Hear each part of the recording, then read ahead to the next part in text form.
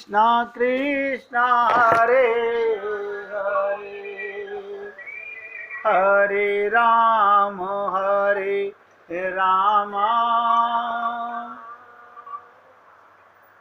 राम राम हरे हरे हरे कृष्णा कृष्णा कृष्णा हरे हरे हरे राम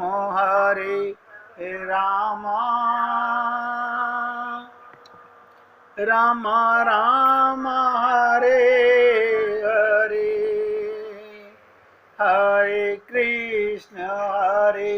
कृष्णा कृष्णा कृष्णा हरे हरे हरे राम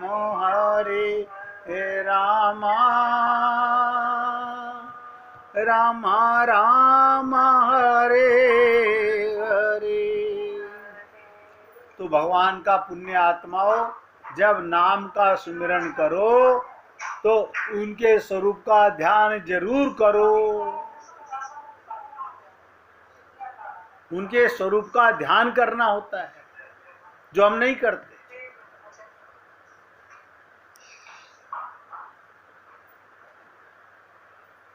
और स्वरूप का ध्यान करने से आप बहुत तेजी आगे बढ़ोगे। इसलिए हमें भजन और सत्संग करना चाहिए। इसी से प्रेम होता है। अब प्रेम से भगवान मिलते हैं। ध्यान की बात आपको पहले बताई जा चुकी है कि 5 मिनट भी बैठ के भगवान का ध्यान करो। मन भजन करने लगे, सत्संग की बातें ध्यान में आने लगे। आप बताओ, जिनको ध्यान नहीं करना आता तो ध्यान करने की युक्ति कहाँ से मिलेगी? सत्संग से मिलेगी। भजन करने से अंतःकरण शुद्ध होकर ध्यान लगता है। अब अंतःकरण तो अशुद्ध है। पंडित जी श्लोक बोल रहे हैं, हमारा ध्यान संसार में लगा हुआ है, और हम कह रहे हैं स्वाहा। हमने बस इतना ध्यान रखा हुआ है कि पति के साथ जो गठ जोड़ा है वो तो रखा हुआ ना, बंधा हुआ, खुला तो नहीं है कहीं। वो उठा उठा के रखते रहते हैं कि हमारा गठबंधन बना रहे। असली प्रीतम का गठबंधन कभी टूटेगा नहीं। हमें संसार से वैराग्य करना चाहिए। ध्यान से सुनो, संसार से वैराग्य होने से मन स्वतः भगवान में लग जाएगा। क्योंकि दो ही मार्ग हैं, दो ही चीजें हैं आपके लिए, एक माया और एक भगवान। दो ही क्षेत्र हैं मन के लिए। मन माया में पहले से लगा हुआ है क्योंकि अनंत जन्मों का अभ्यास है। वहां से हटाना है और भगवान में लगाना है। संसार से मन हटाने का नाम ही तो वैराग्य है। अब संसार से प्रेम कैसे हटे? कैसे हटे? संसार में अवगुण देखें। सबसे अवगुण क्या? ये तन मान के प्रेम कर रहे हो तो मरेगा। आप आत्मा मान के तो प्रेम करते नहीं। अगर किसी में भी, ध्यान से सुनो, आप किसी में भी अपने रिश्ते में आत्मा मान के प्रेम करते हो तो समझ लो भगवान का प्रेम मिल रहा है। वो प्रेम बुरा नहीं है, फिर शरीर से राग नहीं है।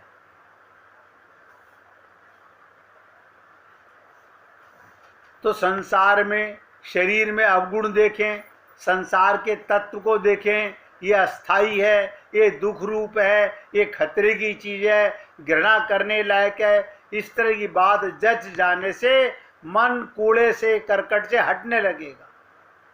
संसार के दोषों की बात सुनते रहो, और हम तो सुबह से शाम तक मजा ले लेके सुनते हैं। उसने क्या कहा, उसने क्या कहा, उसने क्या कहा, उसने क्या कहा। सारा दिन हमारा काम क्या है?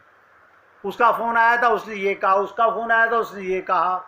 मतलब तुम अपने पेट में यही बातें रखते हो।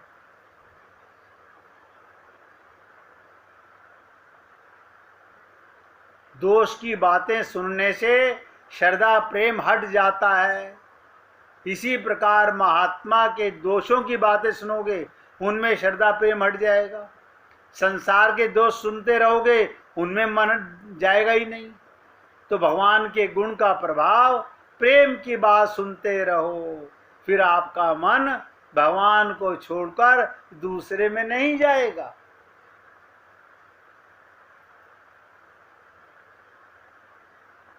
इसलिए प्रयत्न करना होगा, बिना प्रयत्न के कुछ नहीं होगा।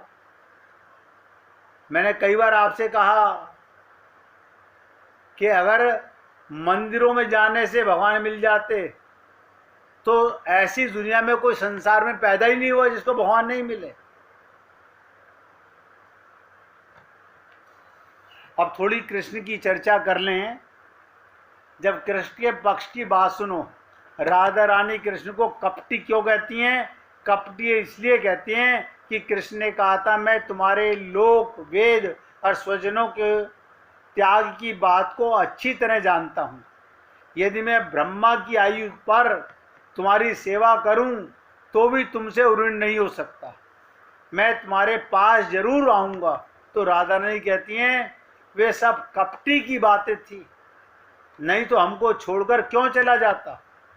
कपटी कहना तो ठीक, पर अब देखो श्री कृष्ण कपट क्यों करते हैं।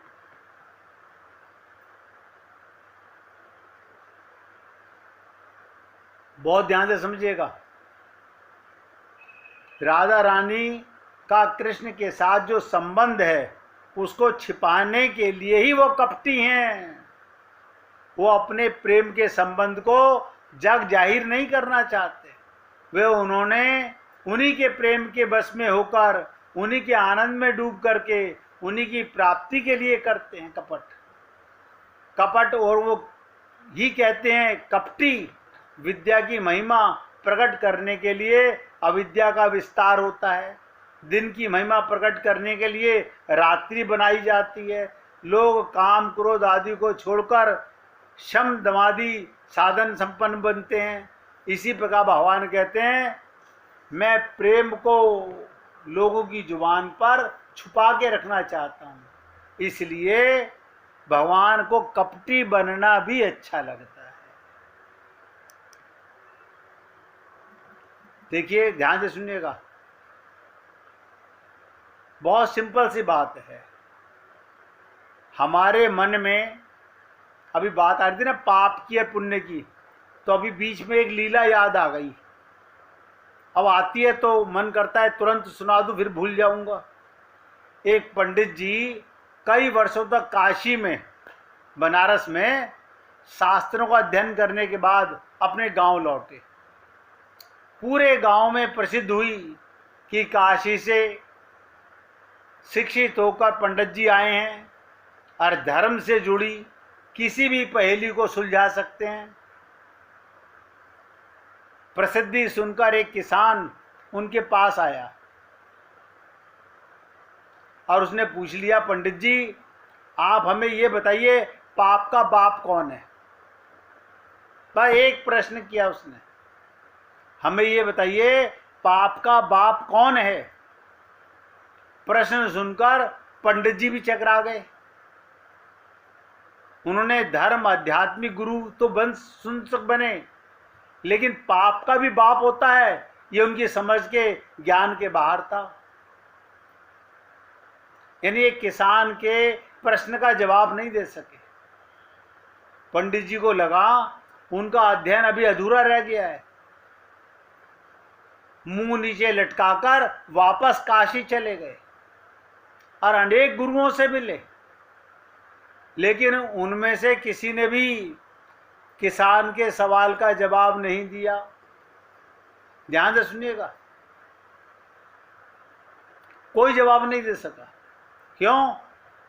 ये जिनको मूल तत्व का ज्ञान नहीं है, वो पाप को और पुण्य को क्या जाने।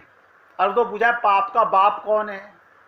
अचानक एक दिन पंडित जी की भेंट एक गणिका से, गणिका माने वैश्या, उससे हो गई। उसने पंडित जी से परेशानी का कारण पूछा तो उन्होंने अपनी समस्या बता दी। गणिका बोली, पंडित जी इसका उत्तर तो बहुत सरल है। पाप का बाप क्या है? देखो, एक वेश्या बता रही है, लेकिन जो विद्वान पंडित थे वो नहीं बता सके। बोली बहुत सरल है, लेकिन उत्तर पाने के लिए आपको कुछ दिन मेरे पड़ोस में रहना होगा। पंडित जी इस ज्ञान के लिए बोले, गुरुजी के पास पाठशाला में बहुत दिन रहा, अब गणिका के पड़ोस में रह लेता हूं। पंडित जी इस ज्ञान के लिए ही तो भटक रहे थे, वो तुरंत तैयार हो गए। गणिका ने अपने पास ही उनके रहने की अलग से व्यवस्था कर दी। पंडित जी किसी के हाथ का बना खाना नहीं खाते थे, पंडित थे ना, नहीं खाते थे। अपने नियम आचार और धर्म परंपरा के कट्टर अनुयायी थे। गणिका के घर में रहकर गणिका ने कहा, कोई बात नहीं पंडित जी, मैं तो राशन बाहर से लाती हूं, हाँ तो आप बना के खा लो, आपके अलग बर्तन रख देती हूं, अलग चूल्हा कर देती हूं। गणिका के घर में रहकर अपने हाथ से खाना बनाते खाते कुछ दिन तो बड़े आराम से बीत गए, लेकिन सवाल का जवाब अभी भी नहीं मिला। वो उत्तर की प्रतीक्षा में एक दिन गणिका बोली, पंडित जी आपको भोजन पकाने में बड़ी तकलीफ होती है, यहाँ देखने वाला तो कोई होता नहीं है, आप कहें तो नहा धोकर मैं आपके लिए भोजन तैयार कर दिया करूं। पंडित जी को राजी करने के लिए उसने लालच दिया, यदि आप मुझे इस सेवा का मौका दें तो मैं दक्षिणा में 5 स्वर्ण मुद्राएं दिया करूंगी रोज आपको, प्रतिदिन दूंगी। अब पंडित स्वर्ण मुद्रा का नाम सुनकर विचारने लगे, पका पकाया भोजन, साथ में सोने के सिक्के भी, दोनों हाथ में लड्डू। पंडित जी ने अपना नियम व्रत आचार विचार धर्म सब कुछ भूल गए। उन्होंने कहा, तुम्हारी जैसी इच्छा, बस विशेष ध्यान रखना मेरे कमरे में आते जाते कोई तुम्हें देखे नहीं। पहले ही दिन कई प्रकार के पकवान बनाकर उसने पंडित जी के सामने परोस दिए, पर जो ही पंडित जी ने खाना चाहा उसने सामने परोसी हुई थाली खींच ली। बहुत ध्यान से सुनिएगा। इस पर पंडित जी गुस्से में आ गए कि थाली में 10-12 प्रकार की भोजन स्वादिष्ट व्यंजन रखे हुए और थाली परोस के तू खींच रही है। पंडित जी को गुस्सा आ गया और बोले, ये क्या मजाक है? गणिका ने कहा, ये मजाक नहीं है पंडित जी, ये तो आपके प्रश्न का उत्तर है। यहाँ आने से पहले आप भोजन तो दूर किसी के हाथ का पानी भी नहीं पीते थे, मगर स्वर्ण मुद्राओं के लोभ में आपने मेरे हाथ का बना हुआ खाना भी स्वीकार कर लिया। ये लोभ ही पाप का बाप है। बताइए, जो पंडित नहीं बता सके वो एक गणिका ने बता दिया।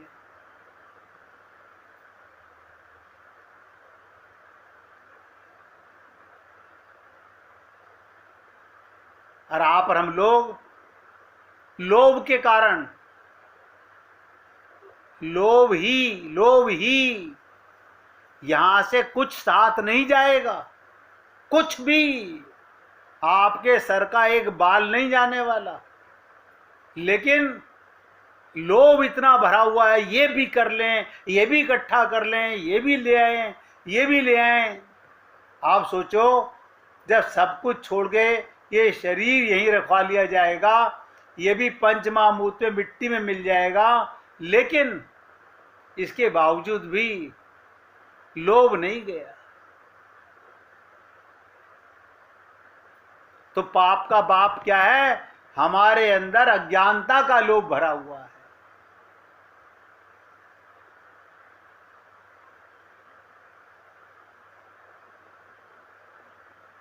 इसलिए हे पुण्य आत्माओं, जो तुम्हारे नसीब में लिखा हुआ है वो परमात्मा दे रहा है, लोभ मत करो। भगवान ने, आपको लगता है हमारी मेहनत से आता है, कुछ मेहनत नहीं है। मेहनत देखो तो मजदूरों को देखो, अगर मेहनत करने से धन आता होता तो सारा धनवान मजदूर लोग होते आज की तारीख में। लेकिन ये पाप है, यही पाप का बाप है, और यही भक्ति हमें नहीं करने दे रहा, यही भगवान के पास नहीं जाने दे रहा। इसलिए भगवान श्री कृष्ण को मधुपति कहा गया, और भौरे को इसको कहा तू मधुप है। इसलिए भी तेरे नाम से साम्य होने से तेरे मित्र हैं, और जो कहते ना मधु का पान करे, उसके आसपास रहने वाले लोग भी वैसे हो जाते हैं। तू भी मधुप है, कितव है, और कितव माने होता है उसके तुम बंधु, इसलिए तुम अपने हमारे चरणारविंद का स्पर्श मत करो। तो क्या बोले उद्धव जी, हे देवी, मैं बहुत चरित्र हूँ, मेरा बहुत सुंदर चरित्र है। देखो, और लोग तो बहुत ध्यान से सुनिएगा, लोग तो कोई फलाहारी होते हैं, कोई पत्राहारी होते हैं, कोई पुष्पाहारी होते हैं, और मैं केवल रसाहारी हूँ। फल में, पत्र पुष्प में मृतिका का अंश अधिक रहता है, किंतु रस में नहीं रहता। मैं केवल रसाहारी हूँ, मैं रस का पान करता हूँ।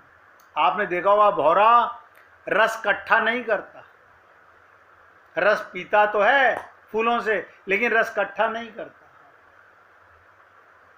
कितना बड़ा व्रती हूं, तुम हमें शराबी मत कहो, मैं तो रस भोगी। और देवी, मैं तुम्हारे पास श्री कृष्ण का भेजा हुआ आया हूं, और सीधे आया हूं, सदाचारी हूं, पवित्र आत्मा हूं। अगर तुम मुझे अपने चरणार बिंद का स्पर्श नहीं करने देती तो मत करने दो, मैं अपना रस पीने वाला अंग नहीं लगाऊंगा तुम्हारे चरणार बिंद में।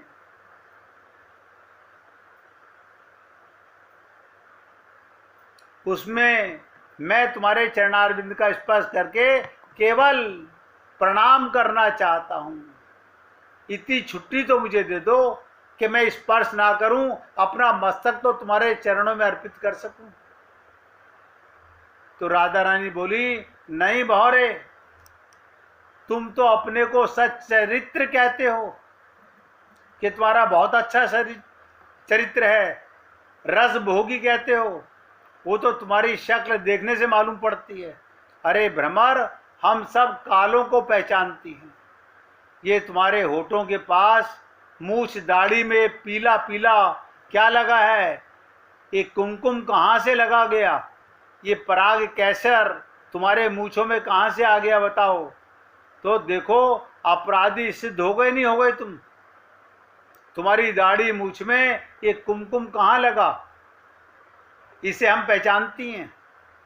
जो बनमाला श्री कृष्ण पहनते हैं, ये उसका कुमकुम है। बोले देवी, भले ही उस बनमाला का कुमकुम हो, पर मैं कुमकुम ही नहीं बोलता। हमारी सोत ने हमारे वक्ष स्थल को, जो उनकी बनमाला को रौंद डाला, वो उसका कुमकुम है।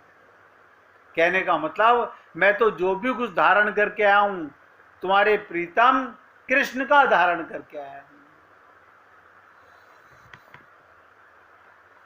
तो बार बार ये चर्चा दोनों में मिलके चलती रही, लेकिन कल इसका भी निवारण करेंगे कि आखिरकार राधा रानी उद्धव को बोलने का मौका, अपने शब्द बोलने का, प्रस्ताव रखने का, अपने चरणों में बैठने का मौका कब और कैसे देंगे। आपसे तो केवल इतना निवेदन करना चाहता हूं, भगवत प्राप्ति के लिए केवल भगवान के प्रेम को अगर आपने हृदय में कटिबद्ध रख लो,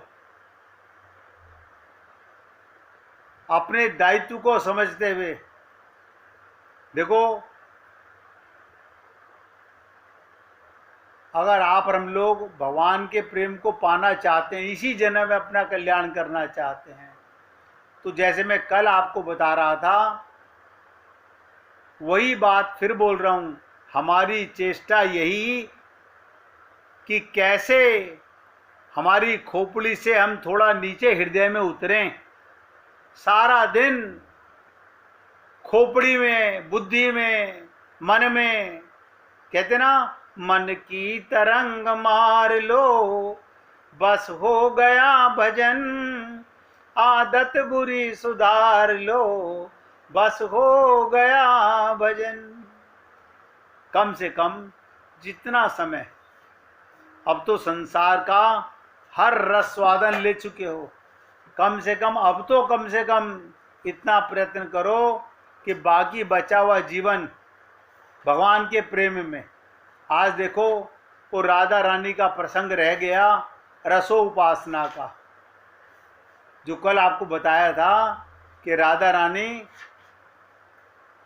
शरद पूर्णिमा के माध्यम से बता रही हैं।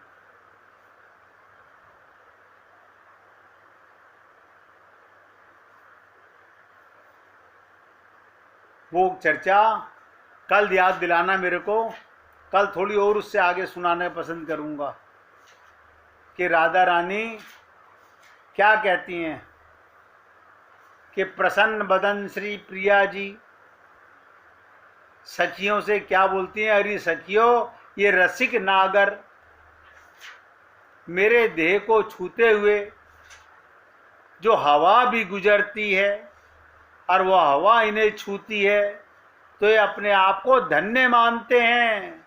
रसिक शिरोमणि ऐसे ही नहीं होते। इसलिए हे पुण्य आत्माओं, आप और हम लोग 24 घंटे अपने सांसों में परमात्मा का वो प्रेम पीते हैं, बस अनुभव नहीं कर पाते। 24 घंटे आपके हृदय में भगवान अपने होने का प्रमाण दे रहा है, कहीं से लाना नहीं है, सिर्फ अनुभूति करनी है। इसकी चर्चा कल आपके साथ करूंगा। अब गुड्डी जी भजन सुनाना चाहती हैं, आप उनसे भजन सुनिए, सुनाइए। हे राधे रानी मुझको देना सहारा, कहीं छूट जाए ना दामन तुम्हारा। हे राधे रानी मुझको देना सहारा, कहीं छूट जाए ना दामन तुम्हारा। तेरे सिवा मन में समाए न कोई, लगन का ये दीपक बुझाए न कोई। तेरे सिवा मन में समाए न कोई, लगन का ये दीपक बुझाए न कोई।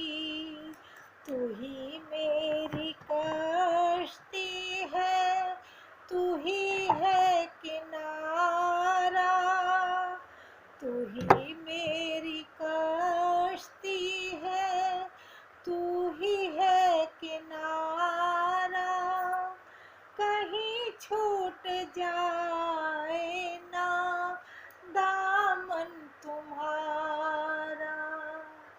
हे राधे रानी मुझको देना सहारा, कहीं छूट जाए ना दामन तुम्हारा।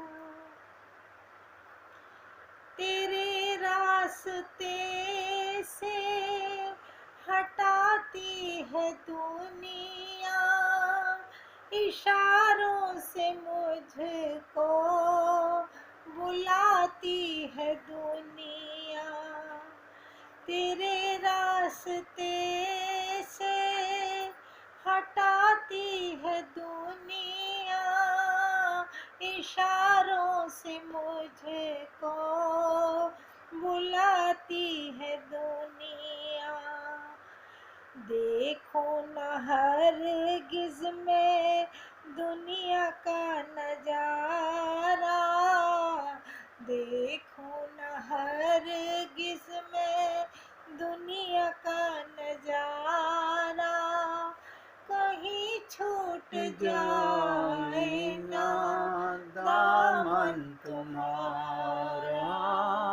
हे राधे रानी मुझको देना सहारा, कहीं छूट जाए ना दामन तुम्हारा। तेरे नाम का गीत गाता रहूं मैं, सुबह शाम तुझको रिझाता रहूं मैं। तेरे नाम का गीत गाता रहूं मैं, सुबह शाम तुझको रिझाता रहूं मैं। तेरा नाम मुझको है प्राणों से प्यारा, तेरा नाम मुझको है प्राणों से प्यारा, कहीं छूट जाए ना दामन तुम्हारा। हे राधे रानी मुझको देना सहारा, हे राधे रानी मुझको देना सहारा, कहीं छूट जाए ना दामन तुम्हारा, कहीं छूट जाए ना दामन तुम्हारा। बोलिए वृंदावन बिहारी लाल की जय जय श्री राधे, जय जय श्री राधे। बोलिए लाल जी का मंगल हो, सभी भक्तों का मंगल हो। सबको राधे राधे भैया, सबको राधे राधे भाई, राधे राधे।